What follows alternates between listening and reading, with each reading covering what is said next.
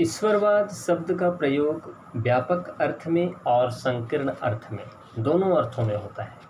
व्यापक अर्थ में ईश्वरवाद उस सिद्धांत को कहा जाता है जो ईश्वर को सत्य मानता है, और संकीर्ण अर्थ में ईश्वरवाद एकेश्वरवाद का रूप है। ईश्वरवाद एक सिद्धांत है जो ईश्वर को अनंत और व्यक्तित्व पूर्ण मानता है। ईश्वर उपास्य है और जीवात्मा उपासक, ऐसा इस सिद्धांत की मान्यता है। व्यक्तित्वपूर्ण ईश्वर ही उपास्य और उपासक के संबंध की पूर्ति कर सकता है। ईश्वर विश्व का निमित्त और उपादान कारण दोनों है। ईश्वर विश्वव्यापी तथा विश्वातीत है।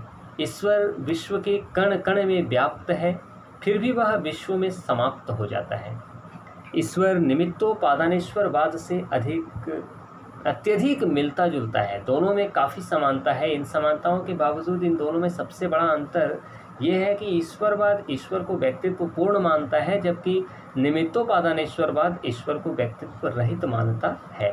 केवल निमित्तोपादानेश्वरवादी और ईश्वरवादी दोनों ईश्वर को व्यक्तित्व पूर्ण मानते हैं, परंतु दोनों में काफ़ी विषमता भी है। ईश्वरवाद ईश्वर को विश्व का निमित्त और उपादान कारण दोनों मानता है, परंतु केवल निमित्त ईश्वरवाद ईश्वर को सिर्फ विश्व का निमित्त कारण मानता है। एक ईश्वर को विश्वव्यापी एवं विश्वातीत मानता है, जबकि दूसरा ईश्वर को केवल विश्वातीत मानता है। एक के अनुसार ईश्वर सृष्टा, पालक और विनाशक है, यानी ईश्वरवाद के अनुसार ईश्वर विश्व का सृष्टा, पालक और विनाशक है, परंतु केवल निमित्त ईश्वरवाद के अनुसार ईश्वर केवल सृष्टा है, पालक और विनाशक नहीं है। केवल निमित्तेश्वरवाद में धार्मिकता की रक्षा नहीं होती है, वे ईश्वर के अतीतपन पर जोर देते हैं। ईश्वरवाद धार्मिकता की रक्षा करने में सक्षम है। ईश्वरवाद का विरोध सर्वेश्वरवाद से भी है। सर्वेश्वरवाद ईश्वर को विश्वव्यापी मानता है, जबकि ईश्वरवाद ईश्वर को विश्वव्यापी तथा विश्वातीत दोनों मानता है। ईश्वरवाद का ईश्वर व्यक्तित्वपूर्ण है, जबकि सर्वेश्वरवाद का ईश्वर व्यक्तित्व रहित है।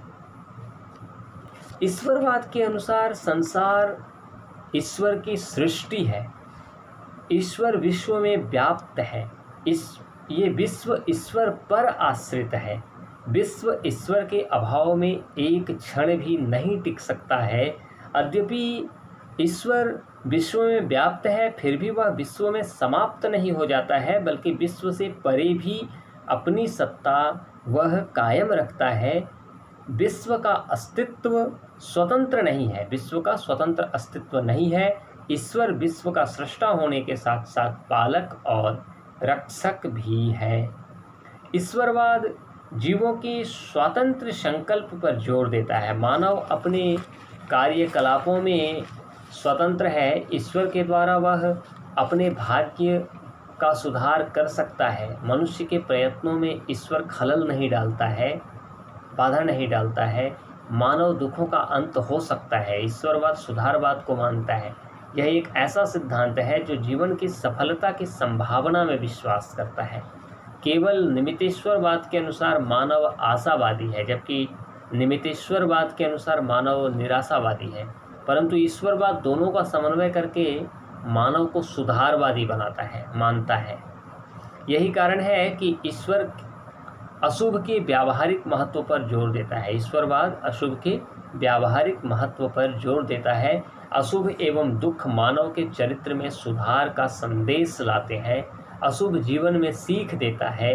यह जीवन में खोज की प्रवृत्ति को बढ़ावा देता है। ईश्वरवाद के उदाहरण भारतीय तथा पाश्चात्य विचारों में मिलते हैं।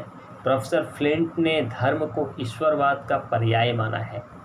इस प्रकार जितने भी ऐतिहासिक धर्म हैं वे सभी ईश्वरवाद के उदाहरण कहे जा सकते हैं। डेकार्त ने ईश्वर को व्यक्तित्वपूर्ण माना है। ईश्वर प्राथमिक द्रव्य के रूप में प्रतिष्ठित है।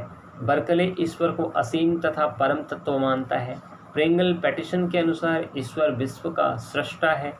भारतीय दर्शन में वेद और उपनिषद में ईश्वरवादी विचारों की झलक मिलती है।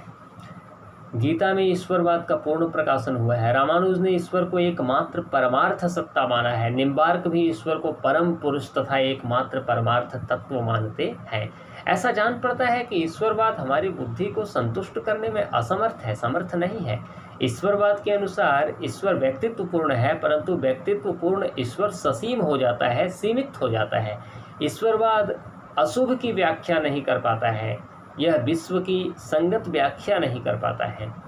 ईश्वरवादी विचार के निर्माण में आध्यात्मिक और धार्मिक मूल्यों का हाथ रहा है। ईश्वरवाद के अनुसार ईश्वर विश्वव्यापी और विश्वातीत दोनों है। विश्वव्यापी होने के फलस्वरूप ईश्वर मनुष्य के निकट है। उसके विश्वातीत होने से धार्मिक चेतना में हम भय तथा श्रद्धा की भावना पाते हैं। इस आधार पर ही ईश्वर और मनुष्य के बीच सह संबंध की स्थापना संभव होती है। इस प्रकार ईश्वरवाद हमारी धार्मिक प्रवृत्ति को संतुष्ट कर पाता है। हम कह सकते हैं कि उच्च कोटि के धर्म को ईश्वरवादी धर्म ही होना चाहिए। यानी ये कहा जा सकता है, और ये कहने में कोई अतिशयोक्ति नहीं होनी चाहिए कि जो उच्च कोटि का धर्म है, हाईएस्ट स्टेज का जो धर्म है, रिलीजन है, उसे ईश्वरवादी ही होना चाहिए।